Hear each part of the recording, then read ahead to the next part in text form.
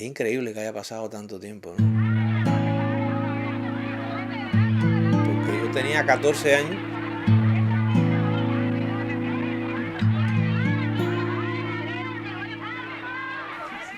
14 años.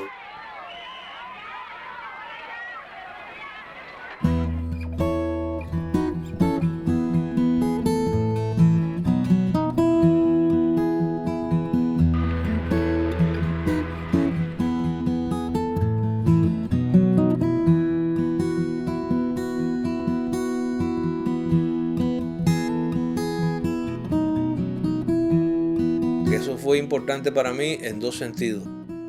Fue la actividad en la que me integré a una labor social por primera vez en mi vida, porque hasta ese momento solamente era un estudiante y un hijo de una familia. Y con esa actividad me inauguré como participante, como activo dentro de la sociedad, ¿no? O sea, me puse a hacer algo para mi país por primera vez en la vida, a los 14 años. Y fue en la campaña de alfabetización.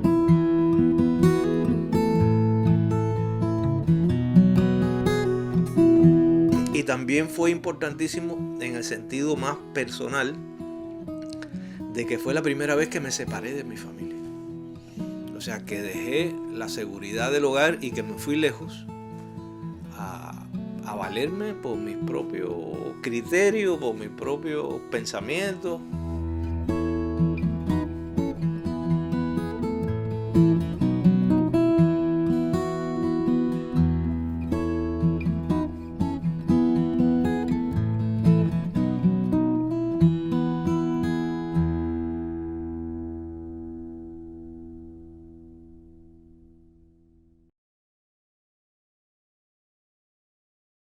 No era difícil. La revolución y lo que estaba haciendo la revolución por el pueblo era muy hermoso, era muy atractivo. No había joven prácticamente en Cuba que no quisiera incorporarse a la campaña de alfabetización. De hecho, en mi propio hogar hubo su forcejeo. Mi mamá, más sobreprotectora, tenía un poquito de miedo de que yo me fuera tan lejos. Mi papá se daba más cuenta de que era un paso importante en mi vida y que era una buena forma de darlo. Y me ayudó, me apoyó en esa decisión, ¿no? O sea, todos los jóvenes, prácticamente, yo creo que más jóvenes aún que 14 años, querían irse de alfabetizadores.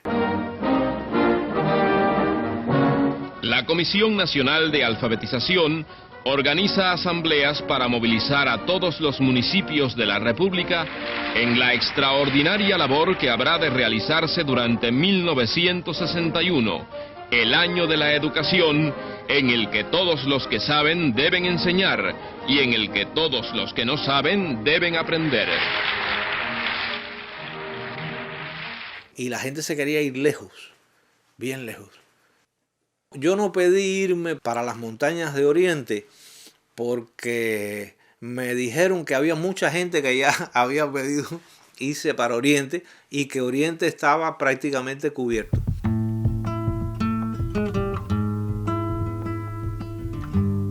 Pero mi primera idea era irme para la Sierra Maestra. Lógicamente, los jóvenes, tan jóvenes como yo, teníamos muy fresco la epopeya de la Sierra Maestra. Y era algo que todos queríamos imitar, ¿no? En nuestras posibilidades. No liberando al país en una lucha armada, pero sí liberando al país de la lacra el analfabetismo, ¿no? Y emprendiendo una lucha que no era armada, o que era armada, pero armada con lápices y con libretas, con libros de estudio. Se planteaba así como un combate contra la ignorancia, ¿no? Y era algo muy hermoso. De hecho lo fue. Si no creyera en la locura de la garganta del sinsonte, si no creyera que en el monte se esconde el trino y la pavura. Yo pedí ir a las montañas más cercanas, las que estaban en la mitad de la isla, las montañas del Escambray. Pero en ese momento Había combates de fuerzas contrarrevolucionarias.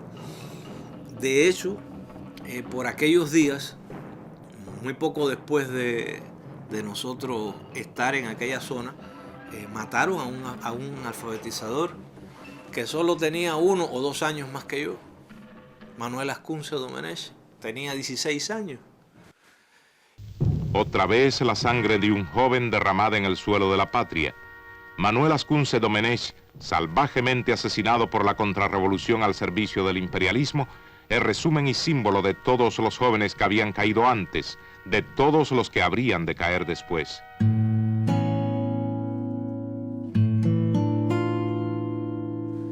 Y lo mataron de forma muy brutal, además. Cuando eso sucedió, a los alfabetizadores que estaban por esa zona, los bajaron y los pusieron en lugares más controlables, ¿no? más cercanos, donde estuvieran más a la vista. Porque él estaba en sierra adentro, en una casa de un campesino al que no era fácil llegar, ¿no? Y nosotros, a mí me pusieron a alfabetizar primero en la playa de Rancho Luna, al lado de Cienfuegos. Y yo estuve alfabetizando al batallón 339 de Cienfuegos, que era de obreros y de campesinos. Ese batallón fue el primero que chocó con las tropas que vinieron por la bahía de Cochinos.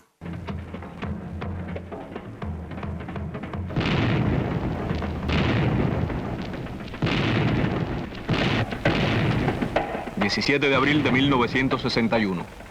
Más de 1000 mercenarios, armados por Norteamérica, atacan a Cuba por la bahía de Cochinos. Estaban muy traumatizados. Estaban muy golpeados porque habían perdido a sus hermanos, a sus amigos, a su padre, a sus hijos. Había casos de que había caído el hijo. Era muy fuerte estar con ellos y conversar con ellos y todo eso. O sea que fue una experiencia en ese sentido doble para mí. Empezar a alfabetizar a personas mayores que yo, mucho mayores que yo, y por otra parte escuchar sus cuentos, sus historias recientes. Y vivíamos una vida prácticamente salvaje. Y fue muy bueno para todos nosotros esa experiencia de esos meses que estuvimos allí. Cuando el batallón se movió, yo fui trasladado para la Ciénaga de Zapata, para la casa de un campesino que hacía carbón, que era el oficio que tenía la mayoría de los campesinos que vivían en la Ciénaga de Zapata por entonces. Eran personas que cortaban palos y hacían unas pirámides grandísimas de carbón y que luego vendían y vivían de eso. Gente muy pobre, muy pobre. ¡Cuba! ¡Cuba! Estudio, trabajo, fusil, lápiz, cartilla, manual, alfabetizar, alfabetizar, venceremos. Somos las brigadas Conrado Benítez, somos la vanguardia de la revolución. Con el libro en alto cumplimos una meta, llevar a toda Cuba la alfabetización. Por llanos y... Teníamos dos herramientas, la cartilla y el manual. Y bueno, primero era familiarizar a las personas con esos símbolos, con esos signos. La luz de la verdad. Cuba, Cuba, estudio, trabajo, fusil, lápiz, cartilla, manual, alfabetizar, alfabetizar, venceremos. Empecé a alfabetizar al campesino y a su hijo mayor porque la esposa, bueno, estaba prácticamente al dar a luz, estaba embarazada y parió estando yo allí y tuve que aguantar el farol en el parto. Esa fue otra de las experiencias que tuve. Y entonces los estaba alfabetizando a ellos dos, pero me acuerdo que me conmocionó mucho cuando en una conversación que tuvimos me di cuenta de que ellos no sabían que la tierra era redonda. ¿Cómo enseñarles a leer si no tenían una noción ni siquiera de dónde vivíamos?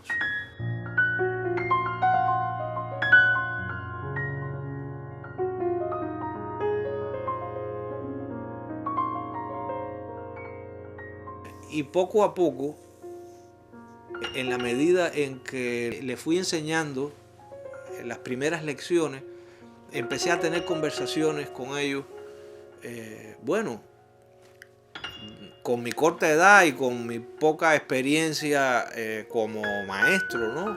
Ninguna.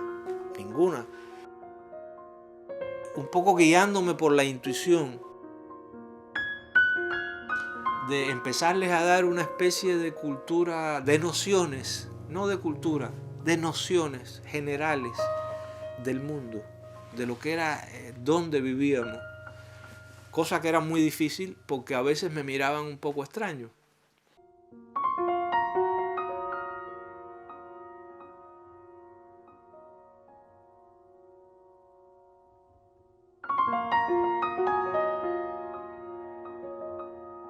Y eran personas que no habían tenido contacto prácticamente con la civilización, muy poco. Se contactaba con la civilización para vender carbón a precios ínfimos. O sea, vivían con una precariedad muy grande, y realmente vivían empeñados en la supervivencia del día a día. Fue una experiencia muy hermosa, pero también muy dramática. Muy dramática.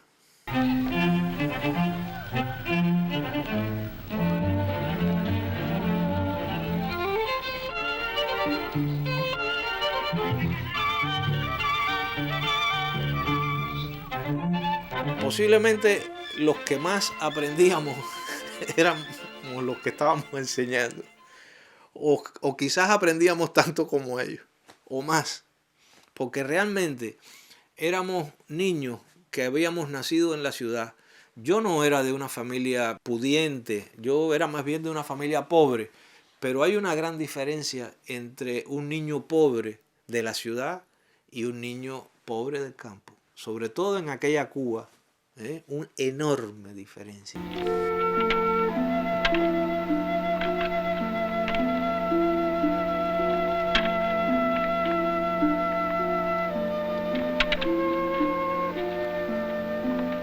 Yo no tengo diversiones ninguna aquí, pues yo no he ido, no salgo a ningún lado. Yo tengo 12 hijos y nietos. Nietos sí tengo yo unos cuantos.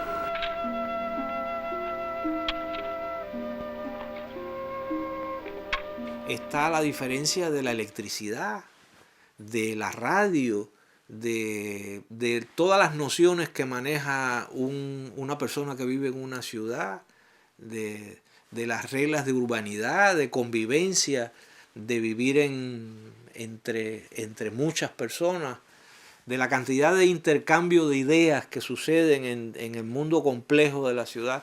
Y la otra es vivir ahí en un lugar, en un bohío localizado a muchos kilómetros del lugar de la población más cercana, donde si alguien se enferma hay que caminar kilómetros y nadie los ayudaba realmente.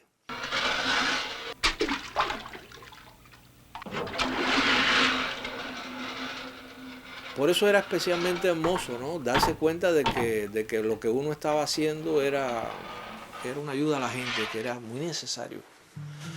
Muy necesario.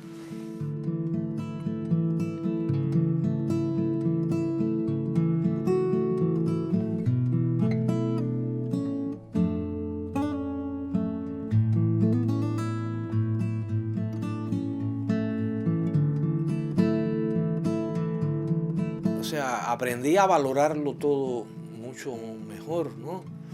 Aprendí lo duro que era sembrar una malanga, por ejemplo, y esperar a que creciera y tenerla que regar y luego recogerla, porque yo había llevado 4 o 5 latas de leche condensada que duraron 24 horas. Enseguida se las comieron porque no tenían nada de comer. Teníamos tanta hambre que una vez nos fuimos a unos mangales que quedaban como a 10 kilómetros de distancia. Nos subíamos a las matas y tirábamos mango, y el que estaba abajo llenaba los sacos. Y así luego arrastramos 3 o 4 sacos de mango y nos agarraba la noche. Por suerte llevábamos el farol que yo tenía. A los alfabetizadores nos daban un farol chino.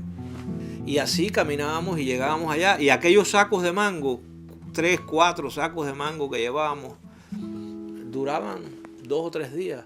Yo estuve como 10 o 15 años sin poder probar un mango después de eso, porque comí tanto mango que no había manera de que me empatara con un mango después.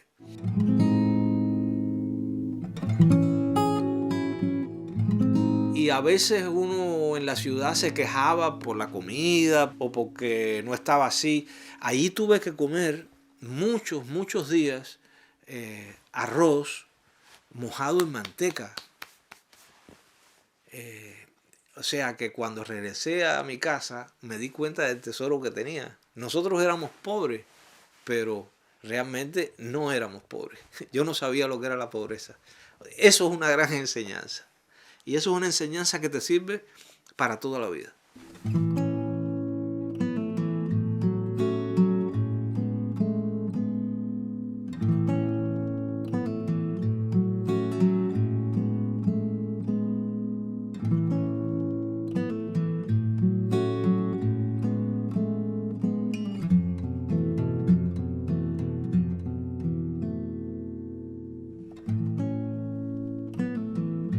A las personas que yo estaba alfabetizando eran campesinos, gente endurecida por la tierra, por su trabajo, ¿no?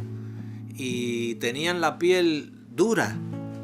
Entonces los campesinos, por esa zona de la costa, hay una mata que es muy peligroso, que se llama guau. Que hay personas que dicen que no pueden estar ni a la sombra del guau porque se hinchan, se inflaman, ¿no? Es altamente tóxico. Entonces los campesinos cogían y arrancaban hojas de esa planta y con la leche que soltaba se pintaban en los brazos el nombre de la novia o de la mamá.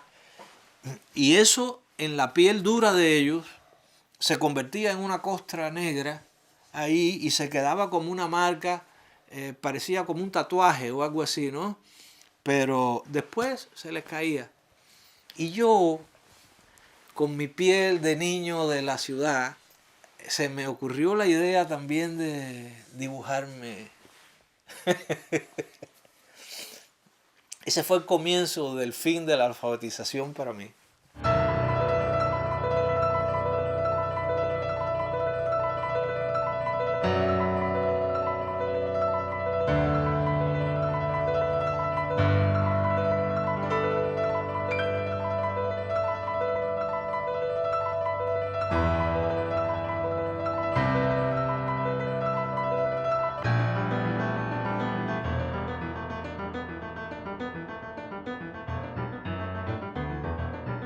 Yo estoy seguro de que todos los que participamos en eso no lo vamos a olvidar nunca. Porque fue una gran enseñanza para nosotros. El caso mío, no sé, quizás otros, había gente de mayor edad que yo, ¿no? Como alfabetizadores, que quizás habían hecho otras cosas, habían viajado, se habían separado de su familia. Pero para el que le pasó lo que me pasó a mí, que por primera vez salió del seno de su familia y se enfrentó a la realidad, al mundo como era, puro y duro, fue una marca.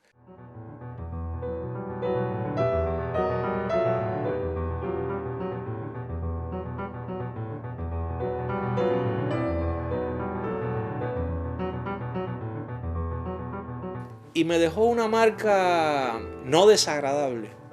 O sea, fue una forma de aprender cómo era el mundo, ¿no? Y como esa experiencia se vinculó tanto después con el ensanchamiento de uno como ser humano, me quedó quizás un poco la manía de vivir aventuras como esa.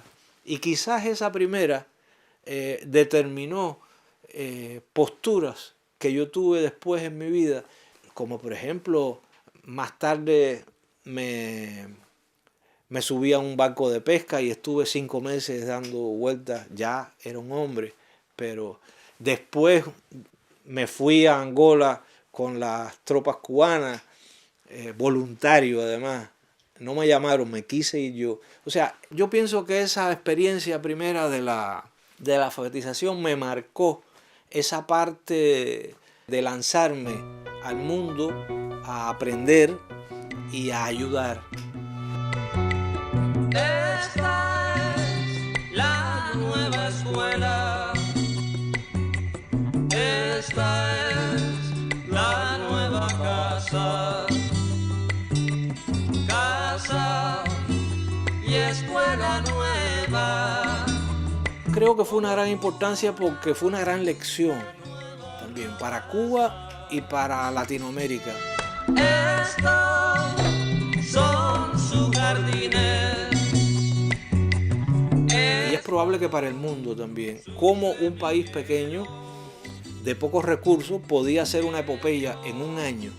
Con una idea brillante, sencillamente pedirles a los estudiantes secundarios que se privaran un año de su enseñanza para que ayudaran a los que no sabían. Estos que continuamos bajo la sombra más que aguerrida de aquella semilla, vemos en estos muros un preludio. Y a esa edad, ¿quién no tiene un año para dar? Y 2 y 3 también. Entonces la idea fue genial y prendió en el espíritu de los jóvenes. Los jóvenes estaban ávidos de epopeya, todos los jóvenes de todas las épocas. Si tú le pones una epopeya adelante, se la comen. Sangre y martillo, más que vivir pura. Los jóvenes lo que quieren es tareas grandes, nobles, que los hagan crecer. Y cuando se meten en miseria es porque no hay grandeza a la vista. Pero si tienen una epopeya a la vista, van a por ella.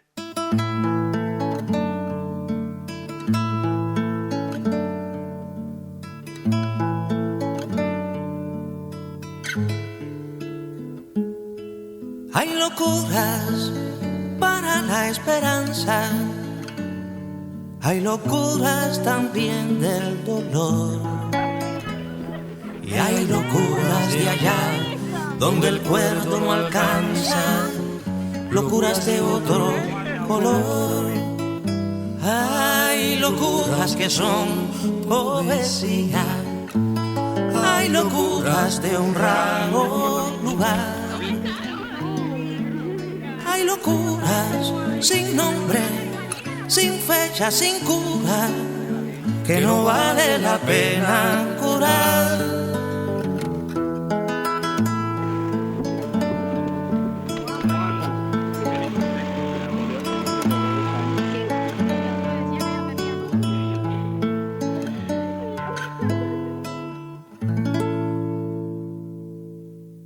Hay locuras que son la locura, personales locuras de dos.